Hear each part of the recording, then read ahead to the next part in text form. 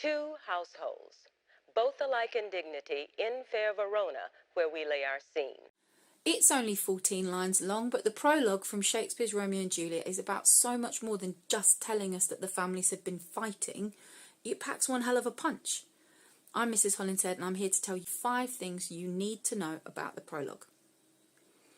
Number 1, it is a massive spoiler. Shakespeare tells us the ending. 4 times he tells us that Romeo and Juliet are going to die. He tells us their death-marked love is going to be the story of the play. He tells us that the only thing that can stop the parents fighting is their children's end. And he even tells us that it works and that their deaths bury the parents' strife. He then tells us that they're going to take their life. 4 times. This isn't an accidental spoiler like Mark Ruffalo and Avengers Infinity War. Wait till you see this next one. Everybody dies. Shakespeare wants to make sure that the audience has picked up this one fact, and he hammers it home. Why? Because it creates dramatic irony for the rest of the play. Dramatic irony is when the audience knows something the characters don't. So when Juliet says that their love is too rash, too sudden, we know that she's right. When the friar comes up with his plan for Juliet to take the potion, we know that it won't work, even though we wish it would. This adds to the tragedy, and it only works because the prologue is at the start of the play, which is a good structural point for any essay. Number 2, it is designed to prepare the audience.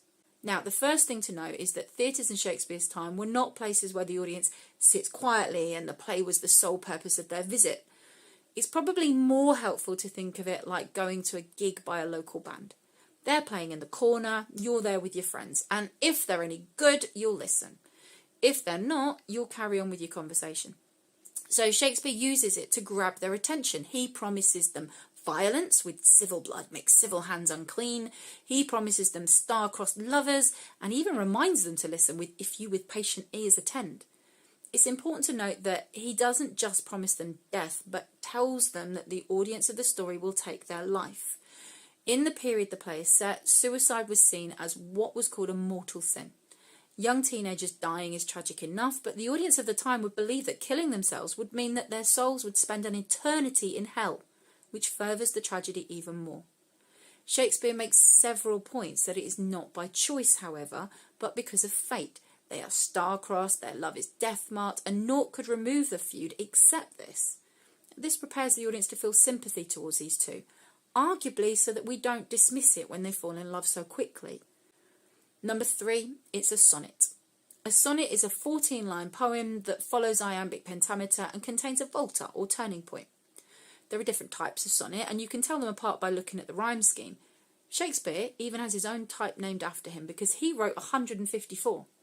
Because of the strict rules, sonnets are very challenging to write so that you can fit all those conditions and still say what you want to say. If he has spent that long writing it in such a complex form, then you know it's important.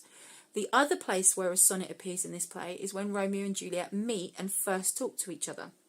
Their shared lines form a sonnet, showing the importance of this meeting and also how natural and real their love is for each other. Number 4, we're not told the reasons for the feud. What Shakespeare has chosen to leave out is arguably as important as what he chooses to include. One of the obvious purposes of the prologue is to give us some background and set the scene, so he does that, but only to a certain extent. He tells us that the fight is an ancient grudge, and he tells us that blood is being spilt over it, but he doesn't tell us why they're fighting. My theory is that he doesn't want us picking sides. If we knew the reason the feud had started, then we might be encouraged to blame one family more than the other, and Shakespeare doesn't want us to do that. He wants us to understand that it is the continuance of their rage that is the problem, and that this is what causes the tragedy of 2 young people taking their life. These 2 children are from families who are alike in dignity, meaning that their families had the same high social status. By including this little detail, Shakespeare is shaking his head at the parents even more. The parents could easily have arranged their marriage to stop the feud. It happened all the time between powerful families and even countries, but they're too angry, and it's both sets of parents that are to blame for that. Number 5, it can be used in any essay. Now, I've already hinted at some of these. Love, death, fate and violence are all themes that are introduced, but because of those, you could also link it to pretty much any character essay as well. Yes, even the nurse. Yes, she encourages Juliet to get married behind her parents' back, and we could dismiss her for that, but these are star-crossed lovers, so they were going to get together anyway. Friar Lawrence, how about he keeps coming up with plans to stop this feud? We know that he's going against fate here, not just the will of the parents. Fate is a huge theme that the prologue can help you with, though. I've even seen it argued on litcharts.com that the prologue literally creates their fate. Romeo and Juliet are fated to die because the prologue says so. Well, this is a solid reason why you should pay attention to the prologue, and in my opinion, it can be used in literally any essay. I'd be interested to see what you have to say, though, so if you have an example of how the prologue might be used to relate to a specific character, theme, or another topic, add them in the comments below.